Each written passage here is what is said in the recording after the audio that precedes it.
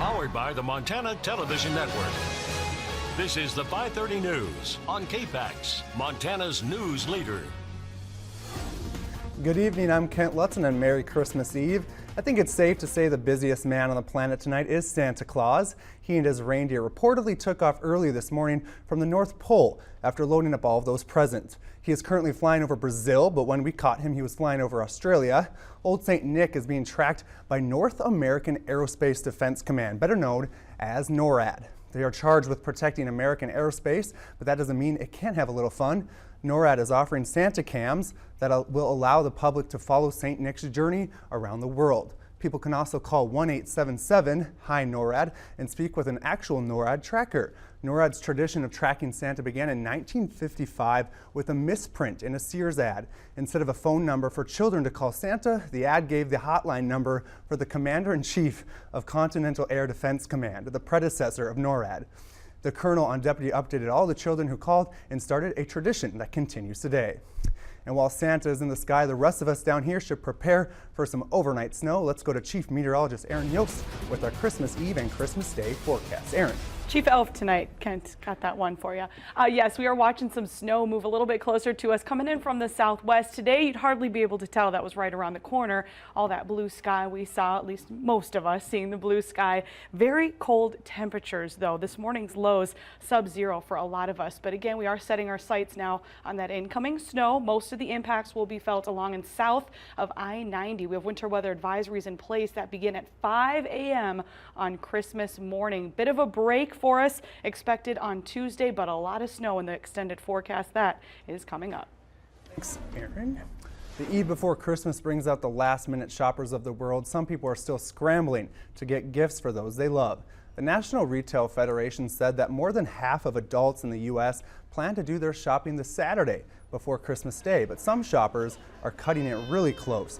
With Super Saturday already behind us, the procrastinators of the world were out grabbing gifts today. We spoke with a couple who finally decided to pull the trigger. We came down here to this store like a the other days day, ago. and we saw some really good stuff, and we decided to come back and get it. We kind of got busy the first few days we were here, so we didn't get a chance to pick it up. And it's easier to just pop in here. Yeah. Local stuff. Yeah, we love it. Also downtown, the Carousel will be providing their service to any and all festive families tomorrow. The Carousel will be open from 11 a.m. until 3 p.m. on Christmas Day. They will be open until 3, offering free rides to kids of all ages. And in national news, President Donald Trump spent part of Christmas Eve wishing the troops a happy holiday and answering phone calls from kids checking to see if Santa is on the way. And as CBS News' Laura Podesta reports, Mr. Trump also found time to send a few pointed tweets. Tremendous, always underappreciated, the military families. President Trump took part in a Christmas Eve teleconference with members of the military Sunday morning. As we celebrate this most precious holiday, we're grateful for each of you who spend this Christmas away from your families and defend all of our families. Later on, he and First Lady Melania Trump helped track Santa Claus with the help of the North American Aerospace Defense Command, commonly known as NORAD. Where do you think Santa is right now? Because I could tell you exactly if you want to know the truth. I have it right here. But it wasn't all Christmas cheer. President Trump also found time to criticize the media on Twitter. He wrote, "The fake news refuses to talk about how big and how strong our base is. They show fake polls just like they report fake news. Despite only negative reporting, we are doing well. Nobody is going to beat us. Make America great again." He also retweeted a controversial picture, which appears to show the president with a blood stain and CNN on the bottom of his shoe. Those two messages came in stark contrast to this moment. We want to thank you very much for being here, and if I don't see you during the day, have a great holiday and a great Christmas. Thank you very much. A thank you to the media assembled at his home in Florida shortly after his holiday greeting to the troops. Laura Podesta, CBS News, New York. Mr. Trump will attend Sunday services at 10:30 tonight at the Church of Bethesda by the Sea. The President and First Lady were married at the Palm Beach Church in 2005. And over in Great Falls, about 45 volunteers from the Montana Air National Guard, including current and former members and their families, prepared the annual Danny Berg Memorial Christmas Dinner this morning. Dannyburg Memorial Christmas Dinner, Montana Air National Guard. The Guard cooked 50 turkeys, around 15 gallons of gravy, and 20 trays of stuffing.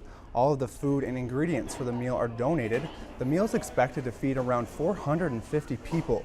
Danny Berg was a former member of the Montana Air National Guard who passed away in 2008. His generous legacy lives on during the holidays. I think it's something that that we take on with a great deal of pride. It's something that has become ours, that he inspired for us to do. And we're so busy every day with doing our mission up here that this is kind of a break, a thing that our families can get together to do. Once the meal is prepared, Guard members will deliver the food to Great Falls Senior Citizen Center. The annual dinner is tomorrow from noon until 3. And coming up after the break, every year families hang up ornaments and decorations from the past, but not many have had the same live Christmas tree for more than 3 decades. Stay tuned for this story.